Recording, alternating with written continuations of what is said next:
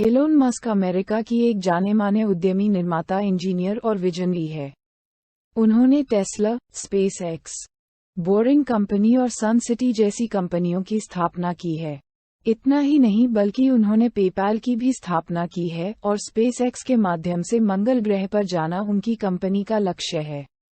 इसके अतिरिक्त सौर ऊर्जा से काम करने वाली कंपनी की सहायता से उन्होंने पूरी समाज को प्रदूषण रहित गाड़ियां, पर्यावरण के लिए एक बहुत ही अच्छा काम किया है।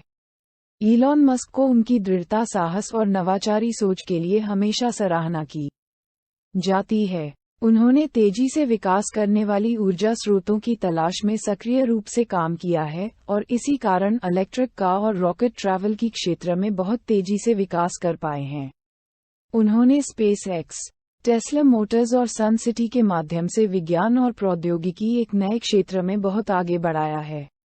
अरबपति एलन मस्क $180 बिलियन, लगभग 15 लाख करोड़ रुपए की अनुमानित कुल संपत्ति के साथ दुनिया के दूसरे सबसे अमीर व्यक्ति हैं। एलोन मस्क ने 6 कंपनियों की सह स्थापना की, जिनमें इलेक्ट्रिक कार निर्माता टेस्ला, रॉकेट निर्माता स्पेसएक्स और टनलिंग स्टार्टअप बोरिंग कंपनी शामिल हैं। स्टॉक और ऑप्शंस के बीच उनके पास टेस्ला की लगभग 21% हिस्सेदारी है। लेकिन उन्होंने $3.5 बिलियन तक के व्यक्तिगत ऋण के लिए संपार्श्विक के रूप में अपने आधे से अधिक शेयर गिरवी रखे हैं। 2002 में स्थापित स्पेसएक्स की कीमत जून 2023 में $750 मिलियन की निविदा पेशकश के बाद लगभग $150 बिलियन है। 4 वर्षों में इसका मूल्य लगभग 3 गुना हो गया। बोरिंग कंपनी, जिसका लक्ष्य ट्रैफिक को हराना है, ने अप्रैल 2022 में $5.70 बिलियन के मूल्यांकन पर $675 मिलियन जुटाए। मस्क द्वारा 9.1% हिस्सेदारी का खुलासा करने और शत्रुतापूर्ण अधिग्रहण की धमकी देने के बाद ट्विटर के बोर्ड ने अप्रैल 2022 में कंपनी ने मस्क को $44 बिलियन में बेचने पर सहमति व्यक्त की। मस्क द्वारा पीछे हटने की कोशिश और ट्विटर शेयर होल्ड द्वारा मुकदमा करने के बाद अक्टूबर 2022 में सौदा फाइनल हो गया। मस्क के पास कंपनी का अनुमानित 74% हिस्सा है, जिसे अब एक्स कहा जाता है। एलन ने कहा है कि सोलर सिटी, टेस्ला और स्पेसएक्स का लक्ष्य विश्व और मानवता को बदलने के लिए उनके दृष्टिकोण के चारों ओर घूमता है। उनके लक्ष्यों में संधारणीय ऊर्जा उत्पादन और उपयोग के माध्यम से भूमंडलीय ऊष्मीकरण, ग्लोबल वार्मिंग को कम करना और मंगल ग्रह पर मानव बस्ती की स्थापना के द्वारा मानव विलुप्त होने के खतरे को कम करना शामिल है।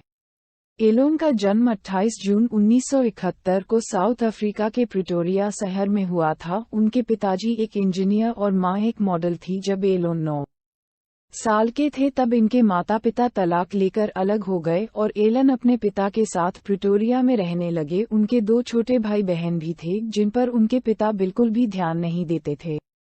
एलोन बचपन से ही शर्मीले और किताबों में घुसे रहने वाले लड़के थे और 10 साल की आयु तक उन्होंने ऐसी किताबें पढ़ ली थी जो कॉलेज स्टूडेंट भी नहीं पढ़ते थे। और 12 साल की उम्र में एलोन ने अपने घर पर ही रखे कंप्यूटर पर कुछ बुक्स की मदद से कंप्यूटर प्रोग्रामिंग सीखकर ब्लास्टर गेम डेवलप कर लिया।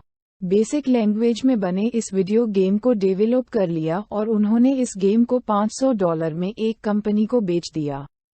उन्होंने अपने स्कूल की फीस इन्हीं पैसों से भरी। स्कूल में फीस तो भर दी, लेकिन स्कूल में कुछ बदमाश बच्चे उनसे मारपीट करते थे। एक बार उन बदमाश बच्चे ने मिलकर एलोन को इतना मार कि वो बेहोश हो गए और इसके बाद उन्होंने एलोन को सीढ़ियों से नीचे फेंक दिया। उन्हें हॉस्पिटल में एडमिट करवाया गया और काफी दिनों बाद उनकी याददाश्त आई। इस घटना के बाद एलोन को आज भी सांस लेने में तकलीफ होती है। जैसे तैसे 17 साल की उम्र में साउथ अफ्रीका से उन्होंने हाई स्कूल की पढ़ाई पूरी कर ली। 1988 में वो कनाडा चले गए और एक अमेरिकन नागरिक बन गए। फिलहाल वो टेस्ला मोटर्स, सोलर सिटी के सीईओ और मुख्य उत्पाद के शिल्पकार है। साथ ही वो स्पेसएक्स के भी सीईओ और सीटीओ है। फाल्कन हैवी रॉकेट की डिजाइन में और उसे बनाने में एलोन मस्क का बहुत ही बड़ा योगदान है। इसी वजह से अधिकतर लोग उन्हें फाल्कन रॉकेट के लिए भी जानते हैं। एलोन मस्क और उनके भाई ने मिलकर सन 1995 में जिप2 नाम की एक सॉफ्टवेयर कंपनी खोल दी थी। लेकिन 1999 में उन्होंने इस कंपनी को बेच दिया और करोड़पति बन गए। उसके बाद में उन्होंने X.com नाम की कंपनी खोली, लेकिन कुछ समय के बाद ही उन्होंने इसे कॉन्फिनिटी कंपनी के साथ में जोड़ दिया, और जब ये दोनों कंपनियां साथ में मिल गई तो उनमें से पेपाल नाम की नई कंपनी बनाई गई। X.com को ही आगे चलकर पेपाल नाम दिया गया, और नाम देने के बाद इलोन मस्क ने इस कंपनी को और बड़ा करने पर जोर दिया। उसके बाद में उन्होंने स्पेसएक्स कंपनी खोली और टेस्ला के CEO बन गए। मगर वहां पर पहुंचने पर केवल 2 दिन के बाद ही उन्हें इस कोर्स को छोड़ना पड़ा, क्योंकि वो इंटरनेट, नवीकरणीय ऊर्जा और अवकाश के क्षेत्र में बिजनेस करना चाहते थे। इलोन मस्क ने बचपने से ही अविश्वसनीय काम करने शुरू कर दिए थे। उनका इस तरह के अद्भुत काम करने का दौर आगे भी चलता रहा। उनके कई सारे कार्य में एक फाल्कन रॉकेट को लेकर है। इस रॉकेट की डिजाइन बनाने का काम खुद इलोन मस्क ने ही किया है, और साथ ही इस बड़ी मुहिम को कामयाब बनाने में सबसे अधिक योगदान उनका ही रहा है। एलन मस्क के विचार। नई रणभूमि से डरो मत। एक बच्चे के रूप में मैं बस सवाल पूछता हूँ, कभी भी नई चीजें करने से नहीं डरना चाहिए। बहुत लंबे समय तक नाराज होने के लिए ये जिंदगी बहुत छोटी है। मेरी प्रेरणा मेरे कंपनी में यही रही है कि दुनिया में कुछ बदलाव आए। मैं चाहूंगा कि मैं मंगल ग्रह पर मरूं, बस से टक्कर हो जाने की वजह से नहीं। पहले आपको ये मानना होगा कि कुछ संभव है, उसके बाद संभावना घटित होगी। या तो हम बदलाव होते हुए देख सकते हैं या फिर बदलाव का हिस्सा बन सकते हैं। मुझे लगता है कि साधारण लोगों के लिए असाधारण काम करना ज्यादा आसान होगा। धैर्य एक गुण है जो सफलता के लिए बहुत जरूरी है। मैं भी सीख रहा हूँ और यह बहुत कठिन है। आप एक ही टोकरी में सारे अंडे रख सकते हैं जब तक आप टोकरी को कंट्रोल कर सकते हैं। कुछ कर गुजरने के लिए आपको काफी प्रेरित होना होगा, अन्यथा आप बस खुद को दुखी कर लेंगे।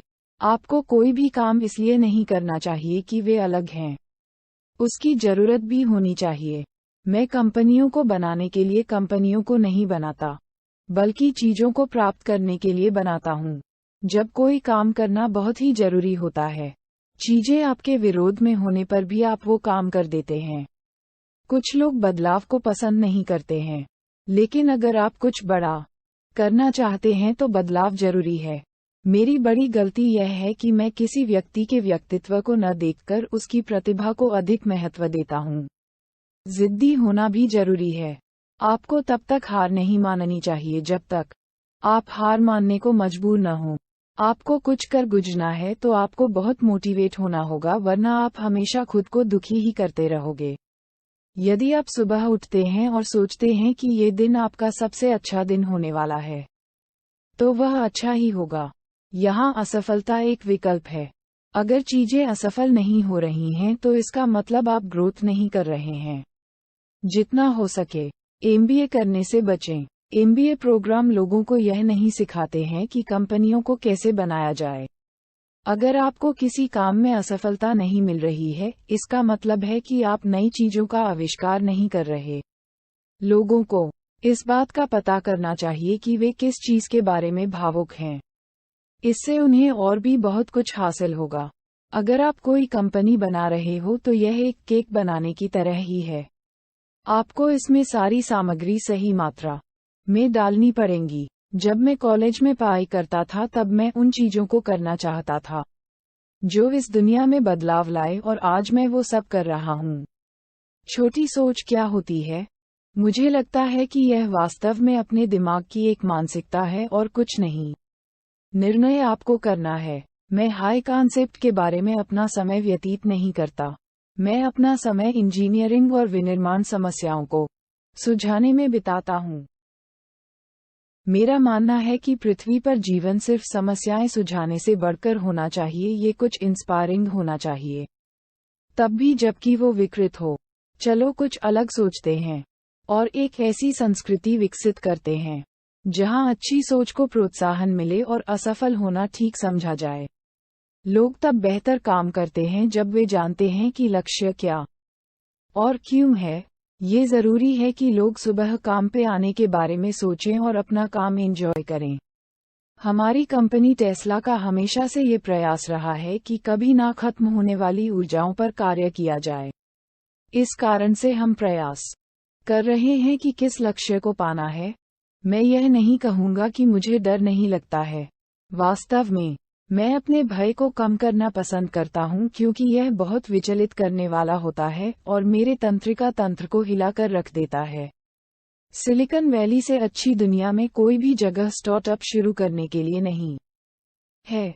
ये प्रतिभा के कुएं जैसा है, जहां पर असीम संसाधन मौजूद है। ये पूरा तंत्र नई कंपनियों के आगमन के लिए है।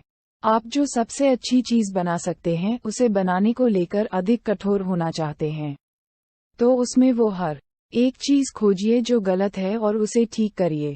नेगेटिव फीडबैक लीजिए, खासकर मित्रों से। मैं हमेशा आशावाद रखता हूँ, लेकिन मैं यथार्थवादी हूँ। ये बड़ी सफलता की उम्मीद के साथ नहीं था कि मैंने टेस्ला या स्पेसएक्स की शुरुआत की। ये सिर्फ इतना है कि मुझे लगा कि वह करना ज्यादा जरूरी था। मुझे उन चीजों में दिलचस्पी है जो दुनिया में बदलाव लाती हैं, या जो भविष्य और चमत्कारिक नई तकनीक को प्रभावित करती हैं। और जब आप इसे देखते हैं और आप पसंद करते हैं और कहते हैं ये कैसे हुआ, कोई जटिल काम करने के लिए ढेर सारे लोगों की भर्ती करना एक गलती है। संख्या कभी भी सही जवाब पाने में टैलेंट की कमी नहीं पूरी कर पाएगी। ये प्रोग्रेस को धीमा कर देगा और काम को आश्चर्यजनक रूप से महंगा कर देगा। यदि आप सह संस्थापक या सीईओ हैं, तो आपको उन सभी प्रकार के कार्यों को करना होगा जो आप नहीं करना चाहते हैं।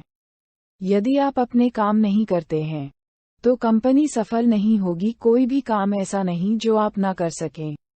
प्रतिभा अत्यंत महत्वपूर्ण है। यह एक स्पोर्ट्स टीम की तरह है। जिस टीम के पास सबसे अच्छा व्यक्तिगत खिलाड़ी होता है, वह अक्सर जीतती है। लेकिन फिर एक गुणक होता है कि वे खिलाड़ी किस तरह से एक साथ काम करते हैं और जो रणनीति वे काम करते हैं। पृथ्वी से मंगल के बीच पुनरुपयोग किए जा सकने वाले रॉकेट पर मेरी राय ये है कि वह रॉकेट मंगल पर दोबारा भरा जा सकना चाहिए। ये सबसे महत्वपूर्ण है। यदि आप वहां जाकर ईंधन भर रहे हैं, तो आपको यहीं से वापसी का ईंधन लेकर नहीं उड़ना पड़ेगा। कई सालों से टेस्ला के समर्थन कर रहे लोगों का मैं धन्यवाद करना चाहूंगा, जिन्होंने हमारा मुश्किल वक्त में साथ दिया, जिन्होंने हमारा अंधेरों में साथ दिया। आप सबको मैं शुक्रिया कहना चाहता हूँ। मैं टेस्ला के बुरे वक्त में खड़े हर व्यक्ति की तहे दिल से सराहना करता हूँ। मैं हमेशा अपने द्वारा बनाई गई कंपनियों में अपना पैसा लगाता हूँ। मैं सिर्फ दूसरे लोगों के पैसे का उपयोग करने की पूरी बात पर विश्वास नहीं करता हूँ। मुझे नहीं लगता कि यह सही है। अगर मैं ऐसा करने के लिए तैयार नहीं हूँ, तो मैं दूसरे लोगों से कुछ निवेश करने के लिए नहीं कहूँगा। मुझे लगता है कि एक फीडबैक लूप का होना बहुत जरूरी है, जहां आप लगातार सोचते हैं कि आपने क्या किया है और आप उसे और अच्छे ढंग से कैसे कर सकते हैं। मेरा मानना है कि ये एक सबसे अच्छी सलाह है। लगातार सोचो कि तुम चीजों को बेहतर ढंग से कैसे कर सकते हो और खुद से सवाल करो। जमकर काम करो। मेरा मतलब है कि आपको बस हर हफ्ते 80 से 100 घंटे एक हफ्ते में लगाने होंगे। ये सफलता की बाधाओं को बेहतर बनाता है। यदि अन्य लोग 40 घंटे एक हफ्ते में काम कर रहे हैं और आप 100 घंटे कर रहे हैं, तो आप जानते हैं कि जितना आप 4 महीने में हासिल करेंगे, उतना उन्हें हासिल करने में 1 साल लग जाएगा। यदि आप हमारी मेहनत की सराहना करते हैं, तो कृपया इस पोस्ट को लाइक और शेयर करें और हमारे चैनल को सब्सक्राइब करें।